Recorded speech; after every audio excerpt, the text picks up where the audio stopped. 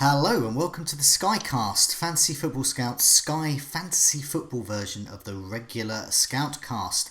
Mega Game Week 46 is still going on and doesn't finish until Thursday. In fact, we are recording as the Spurs West Ham match is going on, currently 0-0. Then Game Week 47 starts up on Saturday. And we now have some more information about the game weeks after that. My name is Joe, and today I'm joined by Luke to look at our teams and try and sort out the best use of transfers and captains for game week 47. Welcome, Luke. How are you? I'm good. I'm trying to keep one eye on the Spurs game because free hit in FPL, so I've got Son and Aurier in that. Ooh. And in terms of Sky, I've got Aurier captain tonight, which is one of the most fun things you can do, I think, in fantasy football. Will he get a red card? Will he get an own goal? Will he get a hat trick? You just don't know. I know I've got a vested interest too. I have Aguero, or had Aguero rather, in my Sky team, and I used one of my precious transfers, transfer him out, get Son in, and captain him. And it gets worse. So they're currently 0-0 at the moment, so I'm hoping for a good score there. Won't do my FPL side very good, but hoping for a good Sky one. But if I hadn't have got him in, and I hadn't have bothered with that transfer, I would have captained Sionju, who got a nice 10 points earlier. So that would have been a 20-point haul for my captain. I think there's a little bit of a lesson there, isn't it? The way football's going at the moment, captaining these centre backs looks a pretty solid strategy. Yeah, very happy to have Sionju, and I'm sure we'll talk about that later. We're looking to target certain players because we really want good. We really want good players. I've got 4 transfers left, so I can't be messing around. Let's have a look at your team. So you've got 2 teams, and last time we spoke, your 2 teams were sort of converging, but sort of rank wise, is one a bit better than the other? I think now they're fairly close. I think they're within 300 of each other, basically, because my B team's had a stormer on captains. Okay. Hasn't done much else, but captain-wise has been very, very good. So is your B team the one with Ings in? The B team is the one with Ings in, Brilliant. correct? That's what I've got on the screen. Lovely. Basically, I went from De Bruyne the first week, which was obviously fantastic as captain. I then went to Ings, I believe it was, over Fernandez. So I think there was only 2 points difference between them in the end. So that wasn't too bad. I then went for Jimenez, I think it was, and then he obviously returned as well. And then the Man City lineup came out, and it was pretty much dreadful for all of us, I would have thought, or most of us. But luckily, I had Edison in my team. So captained him. He obviously got a clean sheet. Obviously, you prefer a bit of the attacking play when they win 5-0, but I haven't got the luxury of making those moves. So he obviously got me the clean sheet. And then tonight's Aurier. So I'm hoping he can be the 5th one who just tops it off. But it's been okay captain-wise. Player-wise, not so good. The likes of Jota, Grealish, not doing particularly much. And the rest of the boys, chipping in okay, I suppose. Not too bad. I mean, Sarr was quite unlucky as well, I thought. And just to for the benefit of those on listening to the podcast version, we've got Edison there, Van Dijk, Aurier, who we mentioned you have captained, Alexander-Arnold, De Bruyne, who you've been enjoying his captain points, I presume, Jota, Grealish, Sarr, Fernandez from Manchester United, that is, Ings, who you've also been enjoying owning, and Jimenez, who doesn't enjoy owning Jimenez? He's just so reliable. Pretty good game week so far. It's still carrying on. Fingers crossed for Aurier for you. And this is your other team here. So for benefit of those listening on the podcast version, you've got Edison, Gomez, and Van Dijk, Sionju. So well done getting points for him tonight. De Bruyne's there, Barnes, Grealish, Sarr, Fernandez, Vardy. Very disappointing tonight from Vardy, and Salah. So this team was Vardy your captain tonight then? Yes, Vardy was my captain. It's one of those ones where I kind of thought Soyuncu was probably the play, but if you've got Vardy, you just feel like you have to captain him, right? Because he's there, he's on penalties, he's obviously on paper a pretty easy game as far as most of them are concerned. And also not a lot of people will have him, so at the end of the day, if you've got Soyuncu, you're picking up at least half of his points if other people captain him, right? So I thought, it's probably the play, and I think most people will have done that. He could have potentially had a penalty at the end, I think, right? I didn't actually see it, but I heard there was a chance that Leicester may have picked up a penalty. So maybe a tad unlucky there as well. But Yeah, very happy with Soyuncu. My main concern here really is having watched Leicester for these two games and having three of them in my team is a slight concern because they Yes. really don't look at it, to be honest. No, I have Harvey Barnes as well and Sionju, and yeah, I kind of wish I didn't. Yeah, I mean, Barnes obviously unfortunate to pick up the injury the other day was probably the reason he didn't start today. I'm not too worried about him because it's a midfield spot and that price. There's not many alternatives, I think, that will. I mean, don't get me wrong. If I had 15 or 20 transfers, I'd be looking to get him straight out. But I don't think it's a transfer that has that high a ceiling around that price bracket. Whereas the likes of Vardy out to another striker could potentially net me a lot more points. Yeah. So that's the kind of thing I'll be looking at. Soyuncu, I'm happy just to leave all season. It's been the play to keep him all season anyway, I think. So I won't be messing around with that one. Yeah, so that's a theme that we'll address a bit later. Is we've got precious transfers, how best to use them, and obviously for yourself, you've got this team here. You've got what, 3 transfers left? I've got 4 in both of them, 4. so I'm Ooh. having to be very select. Yeah, I mean, say if I had more, Barnes out to the likes of Traore and Yeah.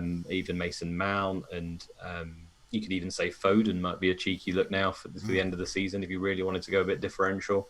But the ceiling on those guys, I don't think is quite as high as a striker, as I've already mentioned. So it's a debate. It looks in good shape though, because there's a broad spread of players there, and so far the bulk of especially in your other team with Aurier, the bulk of those captain days are covered.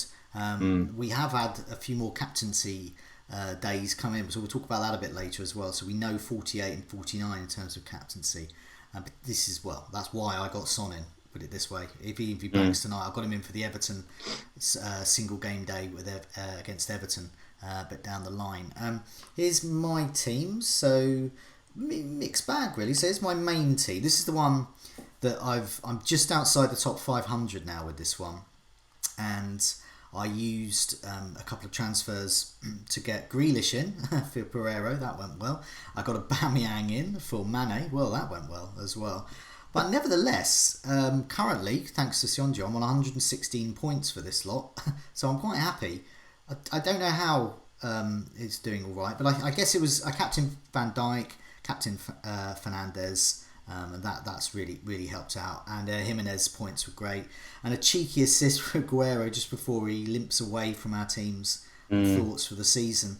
I've got, in terms of the captaincy, it looks like it Barnes there, but Aguero I was moved out for Son, so this team actually has Son instead of Aguero. So in goal, Henderson. I'm quite happy to play stick goalie at the moment. Van Dijk, Alexander-Arnold, Sionju, Harvey Barnes, Grealish, Sarr. So a lot of these sort of mid-price midfielders. Fernandes, Aguero, who is now Son, and Aubameyang and Jimenez. So yeah, I'm pretty happy with that. I think.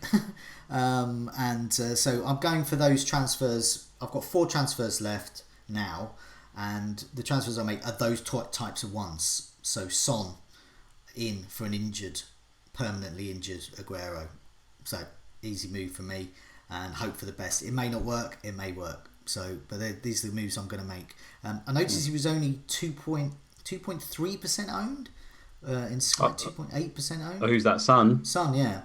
Yeah, that's incredibly low, isn't it? And I thought, well, hey, how has that happened? So I'll captain him and just hope for the best. I'm looking at Aubameyang. You can see I'm looking at captaining Aubameyang against Southampton. I'm very keen on captaining him against Norwich as well.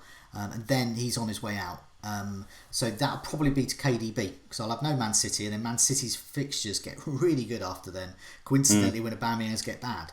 So that's quite handy for me. I think that's a fairly sensible move. I might make that move to Salah or Mane, but I think KDB looks like a must for me. He's a rank shield for this team, and I might do without Salah or Mane. Let's be on the questions a bit later, because Van Dijk is the one to captain, and Alexander-Arnold's there to get points as well. I'm not sure I really need Salah Mane. I'm very happy with Fernandes, obviously, because he's brilliant. My second team is Pope in goal, brilliant, -2 from him. Thanks a lot, Nick. Van Dijk, Alexander-Arnold, Baldock, De Bruyne, this team's got 76 points going into tonight, so not doing as well, but at least I got De Bruyne there. Barnes, Grealish, Mount is my Chelsea differential. Fernandes, and then up front I've now got Son. I've gone for Son in this one because I've got 9 transfers remaining in this one, so I can be a bit more, I can splash the transfers a bit. And Jimenez, that one is about 4.5k now. So I'm looking to get that one into the top 1k if I can. This is a tall order, but with the amount of transfers I've got, I'm hopeful. Mane and Salah or Richarlison are possibles to bring in for this one. I've got to think a bit more differential with this one. So that's why I got Son in, definitely, for here. But let's look a bit more about game week 47 in terms of our captaincies. I can fit all this on one column of fixtures this time, so it's not like a mega game week like 46. We've got the fixtures there. Starts off with Villa against Wolves and finishes at 8:15 on Thursday. With Man City against Liverpool. So do you want to run through your captains for game week 47? Yeah, I think 27. I think if you've got Jimenez at this point, it's pretty much a no-brainer.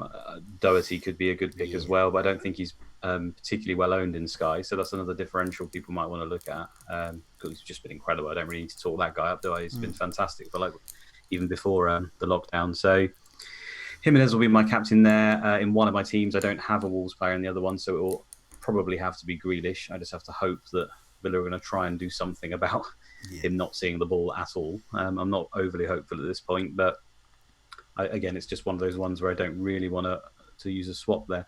The thing I did say with that team, that's the team that's got Vardy, so I am looking at which striker I'm going to bring in. So that could be Jimenez that I do in this one. I kind of like the look of about 3 around that price.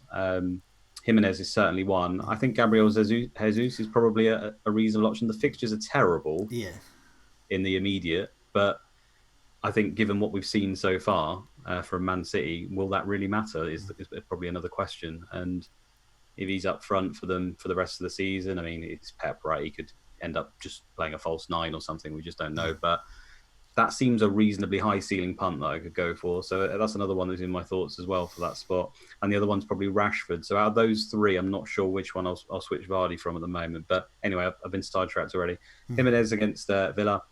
I've actually got Sarr. So for Watford at home to Southampton, I've got Sarr in both teams. I've also got Ings in one team. So I've got my pick there, really. I think they're probably the 2 best options on that night. I think also if you haven't got any cover for this game, quite a few people won't. I was speaking to Phil McNulty, who's a really good Sky player, and he was basically saying he's looking to take out Jimenez after Saturday night to then get a captain in this game, which essentially gives you a 2 for 0 if you like, because obviously you're getting that one game doubled.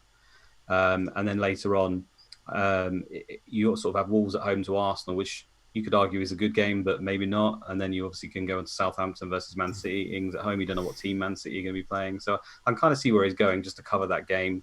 I'm luckily I've got it, but it's an option to think about, I think. You can always bring him back in, of course, if you need to. The Palace-Burnley game, I think we discussed last week. I don't have anyone from either team, so I'll be completely missing that one. If I had an option, it would probably be on Van Arnold or someone like that. Brighton versus Man United is very simple. It's just going to be Fernandes. I don't see any reason to move off of him at the moment. So that will certainly be my captain in both teams there. And Wednesday, a little bit more tricky. One of my teams may have no coverage at all. So the team that's got no Leicester, my B team, doesn't have anyone. So I'm thinking at the moment to probably bring in either Mason Mount or Richarlison. Not quite worked out who it will be. So Richarlison at home to Leicester or Mason Mount away to West Ham. And the other team's got 3 Leicester, so I'll probably just stick it on a Leicester player and hope in that one right and keep the transfer. Obviously, Aubameyang is the player of choice there, I would suggest. And then Thursday is again obviously Man City, Liverpool, the big one, and the Sheffield United versus Spurs. Man City at home. I know it's I was going to say a title clash. It's not really though, is it? But a Man City player at home. Just have to hope they'll go full strength just for pride more than anything. So that will likely be Kevin De Bruyne in that one, I would have thought. Yeah, no, it's also I think that's the match where Liverpool could win it, because I don't think they can quite win it, the league against Palace, but pretty much pretty much there, obviously. It's just a matter of when. For me, I'm looking at Jimenez against Villa. Sarr, I'm so pleased I kept hold of Sarr because he's really handy for that match. Watford against Southampton. I'm going no captain for Palace, Burnley. I've got precious transfers. I'm certainly not going to use them there. My B team, I've got Nick Pope, so captaincy there. Fernandes, obviously, if Manchester United are playing, even though it's against Brighton, my team, I'm going to captain Fernandes. Aubameyang, yes, he's staying for this one. He's going to go after this match, but that's definitely the match to get shot of him after this. Arsenal against Norwich, it's too good. Got to keep him. And then the final day, Sheffield against Spurs, Sheffield United against Spurs, Man City against Liverpool. I'm going for Son. Sheffield United will have Henderson back, but they will probably still be without O'Connell. So yeah, their defence is the way they play relies on those reliable centre backs, overlapping centre backs. So without Fleck and O'Connell, they didn't look so good, and without O'Connell, they didn't look so good. Egan made a rare mistake. They're just form wise. I think this could be a good match for Son. Hopefully, you kind of imagine that Sheffield United playing such a very good system that takes a lot of teamwork, a lot of energy, a lot of stamina. You kind of think that it's not really the team to pick very early on, because that takes time to work out, right? To get all your fitness right, to get that cohesion back within the team. So I kind of see that as well. I think, I don't think they're by any means done. I give it another 2 or 3 weeks, they'll probably be completely fine again. But initially, I think at least. I mean, having said that, Spurs not exactly free scoring at the moment, and not tonight either. So it's gonna be a tricky one that night, I think. But at the end of the day, if you own Kevin De Bruyne, hopefully he can't hurt you too much that night, can he? So going Son captain seems good. I mean, the real headline story of this game week is have a good spread of captains across a number of teams. 1, 2, 3, 4, 4 single game week, 4 single match days. So you've definitely got to have that spread. You can't just load up fully with City or just Liverpool and hope for the best. You've got to start having your Sars in, and I think that's definitely where you want to spend your swaps, is the captains, because we haven't really been given any 2 for. I mean, you saw me struggling to suggest a 2 for 2 for 0 back then. There isn't really any because the games don't overlap. So you almost have to banish that from your mind at the moment and just look at those captain days. Also, with fixtures coming thick and fast, will you get a 2 for 1? We saw Kevin De Bruyne arrested against Burnley, so you might end up with a 1 for 1. And with precious transfers left, it's just not worth the risk for me. So headline there, lots of single game days. On the positive though, we do get a lot more lineups than we would normally, because there's a lot more games. So for Sky, although it's a risk any time, obviously you could at least know that your player is playing that night, and therefore take a punt looking on those lineups, can't you? So play the game in front of you is more the angle, I would say, than the strategy, especially if you've got a lot more swaps. If you've got a lot more, then go crazy any night, I would say. But also with the captaincy as well. So for example, tonight, say I didn't get Son in, say I was down to like 1 transfer or something. I had the captain on Harvey Barnes. Saw the team sheet, no Harvey Barnes in the first 11. It would have moved to Sionju. That's what you can do with these single game days. So if you have, for example, with Wolves, if you have the likes of Bolly or Doherty, or you have some of their other Traore even with Wolves, and you see for some unknown reason that Jimenez is not in the starting 11, you can make that swap quite easily. I just want to look at we're going to in a future video and podcast, we'll look at game week 48 and 49 as we go through the game weeks, but just we can have a sneaky peek at game week 48. And the headline of this is there's only 1 single match day, and that's Spurs against Everton, and that's why I got Son in, mainly for this, and also quite handy for tonight, well, in theory. But yeah, just looking through this, we've got a whole bunch of matches on. I won't bore everyone by going through all of the different matches that are taking place, but just if you can go through if you've had to think about your captains at all for game week 48, just quickly. Yeah, so Saturday, 4th of July, Man United are at home to Bournemouth. Yeah. All the evidence I've seen so far is that Bournemouth, I say all the evidence, there's only been 1 game, but I think that was telling enough, to be honest. So that's going to be Fernandes for me. Jimenez is another option at home to Arsenal, I would suggest. A very good one as well, probably. But Fernandes, I'm probably not going to think about that too much and just do that. He's getting bonus points for fun, isn't he? So you can always rely on that. I would have said in that game, even if he doesn't score or assist, you're probably likely to get some sort of bonus there, or even a man of the match. Sunday the 5th, we've also got Liverpool at home to Villa. I've still got some Liverpool players, so Van Dijk's a very, very.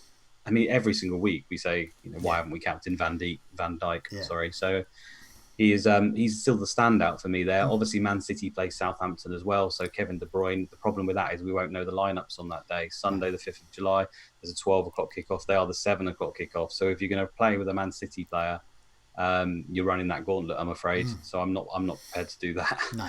Some people might be, but I'm not. And then on Monday night, one of my teams I'll have Aurier, so I'll probably just captain him and hope. I wouldn't expect much from him in that game. And the other team is, it's like I said before when I was naming those strikers who I'm going to go to. The other one I was considering is Calvert-Lewin, because he gives me this game day as well. So either Richarlison or Calvert-Lewin will probably be my captain in my other team for that day. Yeah, I mean, it's looking at that. I'm looking at Fernandes, obviously, for those reasons you've given, against Bournemouth. Van Dijk as well. The handy thing of not having Salah or Mane. Van Dijk is my go-to Liverpool captain now. Son nestles in nicely for that Spurs-Everton game. And then I'm looking at Sarr, I think, for Watford against Norwich. Van Dijk again, when moving through these fast and furious fixtures against Brighton. I'm looking at that. So, but I might go for City. You mentioned City there. City are we get the lineup on that day, don't we? City at home to Newcastle. So we'll get that lineup. Also, that's handy for me because I'm looking probably to move Aubameyang on. So I've had Aubameyang against Leicester points, and then I'll be looking to move him on, possibly to KDB. So it's a perfect opportunity for me. I've just got to make sure I'm there. I'm not walking. If the likes of Jesus has started every game to that point, and you see him in the lineup again, then that's got to be attempted, for example. Definitely. And then moving to the final game week, Fernandes or Son, Spurs against Bournemouth. Manchester United against Villa. I mean, it's going to be Fernandes for that one. But, Son is a nice backup. Hey, we've got more fixtures as well. We can look a little bit ahead. Game week 49. So looking at these fixtures, once again, there's not that many single game week days. I think we've got Manchester United against Southampton on the 13th. That's the date. So for me, Liverpool again, home to Burnley, is Van Dijk again. Or KDB, he's a tempter against Brighton, but I think Van Dijk. Son or Jimenez for the next day, Wolves against Everton, and Spurs against Arsenal, tempting. Fernandes, as I mentioned, against Southampton. And then moving down that list, we've got Man City. Man City got great fixtures. So KDB against Bournemouth is the obvious one. Possibly Son for Spurs away to Newcastle. Newcastle at home and not a walkover, and we're not seeing, unless you're called Man City, we're not really seeing many walkovers so far. But have you had a chance to look at 49? You got any? No, I've not really fed that far too. I mean, by then we'll have a lot more information. Yeah. Maybe teams will have, started to work better in how they're approaching games. So many games 0-0 by half time at the moment, and sort of struggling for goals. So they're doing okay. I think these centre backs. So I think whenever you're given the option of who to pick at the moment, you probably should err towards. I mean, in Sky, it's been that way for a while. That you should probably be looking at defenders anyway, but even more so now. And I think as long as you've got, Van Dijk in your team, as long as you got De Bruyne, as long as you got Fernandes, and I'd argue maybe Jimenez as well, because Wolves games. I think those four. If you've got those four covered, then I think you should be okay. The periphery, there's some moves to make, like Aubameyang's obviously very useful for various bits, etc. But I think as long as you got those four in your team, you should be able to cover the majority of things. And I think they're basically the key players now from now to the end of the season, at least on the evidence we've got so far. I think so. I mean, the likes of, say, Harvey Barnes or Mason Mount, I've got Sionju. I'm not thinking of captaining him any days, unless there's a particular single game week day and the only player I've got. It's just I'm just not good. I'll just keep them. I'll just hope for the best. I'll take 2 points one week. Hopefully they're scoring next week. Exactly. We've had some questions. We've sort of addressed some of them, but Lee Williams asked, with 11 transfers left. Poor Lee, 11 transfers left. after planning, is it worth bringing in a player for the Palace Burnley game? Neither team interest him. It's quite a tizzy. For me, it's an easy thing. I've only got 4 left, so no way. But he's got 11. Is it worth? I mean, if he's happy with his team and he can navigate most weeks without using too many, then I'd say just go for that. I mean, for me, the standout would probably be Patrick Van Aanholt. I would say the way Burnley looked at the moment, and Palace obviously quite sturdy defensively. You throw in a goal there or an assist or some bonus for Patrick Van Aanholt, and suddenly that's a massive haul. We have seen him even in the few weeks leading up to lockdown actually achieve that. So he's also pretty cheap. I think he's about 7.6 or something around there. I think he is. So I'd be tempted to do that, to be honest. Yeah, I would as well. I was going to say Van Aanholt is probably the only player I would consider there. I'd be looking for a high-impact player. If you've got 11 transfers left, it's worth a punt there. And Van Aanholt, towards the end of the season, has got this habit of racking up some good scores. Yeah. And he's nailed on. He's nailed on as well. Palace's squad is really thin. And the defence is really old. I mean, the only other one I'd even slightly consider would probably be Jordan Ayew, because he actually gets bonus quite a lot for tackles and just getting stuck in. He can get man of the match for that as well. So obviously he's their main goal threat as well, really, isn't he? So he'd be the other option, but only for a 1 weeker. I wouldn't really want him in my team long term. Alistair Milroy has asked us, if not keeping Dean Henderson for the rest of the season, so he's looking at that blank coming up because he can't play for his parent club Manchester United, can't play against his parent club Manchester United. Which goalkeeper would you go with? So yeah, perhaps if you're goalkeeperless as well, any particular goalkeepers spring out? I mean, there's potentially a differential in Martinez now, isn't there? Arsenal's fixtures are pretty good. I know their defence hasn't been particularly good, but every reason. I mean, when you watch the game, Leno makes a whole host of saves, so I would expect that it will be the same for Martinez as well. I think he's 6 million. I'm just going to check now, which is a little bit more than I'd want, but that's still fairly cheap for a goalkeeper. Yeah. So I would be tempted to do that just on the basis it's different. Other than that, it's your usual names, I think, that make save points. The likes of Fabianski, I think it's a very, very good one. He's always been a good keeper in Sky.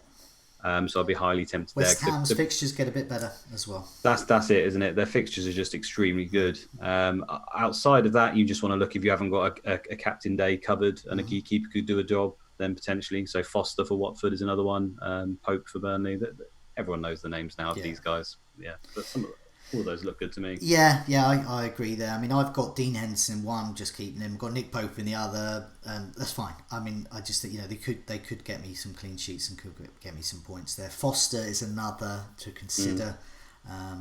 Dubravka as well. Dubravka's done very well in Sky. I think nowish is Dubravka time, because Newcastle have a really great run against 3 of the worst attacks and defences at the moment. Leon has asked us, any thoughts to go big at the back? Looks like a high percentage of games will be cagey. Expect most sides to put players behind the ball and drop off rather than press high. He's been doing his homework due to fitness and temperatures as well. It is indeed. I mean, it's boiling at the moment. And what do you reckon? Yeah, I mean, we've already mentioned. I kind of like that, especially now. Big at the back's good in Sky generally anyway, and having those centre backs that are probably less likely to be subbed, rotated with these 5 subs, likely to rack up the passes, like you said, because of the temperature of the game, the pace of the game seems to be a little bit slower, so you're more likely to get bonus. So I do really like that. My only concern is if it takes you a while to get there, suddenly you may need to then revert it later if things suddenly pick up, which no one knows whether they will or not, right? We can't know that, unfortunately. So as often these things move very, very fast in fantasy, don't they? So right now it looks the great strategy. In 2 or 3 weeks, whether it will be or not, I don't know. So I guess it depends how fast you can move to that. Yeah, keep yourself flexible. I mean, I've got 3 at the back in both my teams at the moment, I think. But I did have 4. I'm finding 3 quite flexible because it means I can sort of go to the back. And there are options at fullback as well, and the out of position players. Matt Ritchie is Doherty, Bolly. I mean, you've got the Wolves defence. Yeah, Justin as well, who played tonight, by the way. Cheap. He didn't look great defensively, but in terms of Sky, he's actually been pretty good. I actually noted down he scored 7 points in his last 3. He scored 7, 7, 8, involving 2 passing bonus and 1 tier 2 tackles as well. So it's not just the clean sheets, which, I mean, watching Leicester play at the moment, it looks like most of their games are going to be sort of tight, 0-1, 0-0, 1-0s, maybe stuff like that. So I think he's quite good as a pick potentially at the back. And I think he's I'm just checking now. Yeah, he's only 6 million. So if you need a budget guy to stick in, and obviously with Pereira out for the season, he could be an option. The only thing is Soyuncu's 6.2, so only 0.2 more. Probably safer for bonus and safer to play. So that's the only concern. I was going to mention Wan-Bissaka as well. Manchester United fixtures are good. I like Wan-Bissaka in the Sky game. We know about his tackling in general. I think at one stage he was the best in Europe in his position. He's good for bonus. I think Manchester United do look good for clean sheets. Could be, and there doesn't seem to be a tremendous amount of rotation for Wan-Bissaka. He may miss the odd game, but I think you're going to get points in there, and you can always chance of an assist as well. Rangers, final question here: do we have to have Mane or Salah? So there's a fear of missing out with them, like for the last couple of years. But can we go without? I mean, I've already said it in Sky. If you've got Van Dijk, is the Salah Mane. You only have to look at the top scoring player in the game, and it's Van Dijk. So you might be afraid that you might. I mean, Salah could easily hit a brace, man of the match, or whatever, and you might miss out on that one particular day. However, if you captain Van Dijk over Salah every single time, then overall you will be up. I mean, the points don't lie. He has got more than him. So, I don't think you need them at all. They'd be nice to have. Don't get me wrong. Suddenly they could start winning every game 3 or 4-0, playing their full team. It gets a little bit unknown, that information at this point. I'd certainly take them if you gave me the opportunity, but. I think Van Dijk is more than enough, and obviously because of all these individual days, you just need to cover such a spread of teams that I'm finding myself with 3 Leicester players here and 3 Liverpool players, 6 players taken up of my 11 on 2 teams. Not ideal in one of my teams, so I need to address that. And Van Dijk, what more can you ask for, really? Definitely. He can get a goal any game as well. And there's so much choice as well with Sky, of course. Those that new to Sky, most people like us, we playing it for a while, so we know this, that you can move a forward position to a midfield position. You can move formations around. You're only playing with that 11, so it's really handy. It's really handy having Salah or Mane, because it's handy to get rid of them, because there's so much flexibility in who you can replace them with. You can move them right across the board, or get an expensive defender in. And if for some reason you haven't got Van Dijk, get him in. Just get him in. We started this video with a picture of Salah. We've ended with a question about getting Salah, and he's a happy chap in this picture, but it's Van Dijk is the one, really. But in the meantime, we're going to be back again before game week 48. We've had a sneak peek of that, so we'll better see if our captains have changed by then and whether we've had to use any precious transfers. But for now, Luke, thanks so much for joining me. No problem, thanks, and good luck tonight. And Aurier, I believe in you, son. Come on. And Son. and Son, of course. Goodbye all. See ya.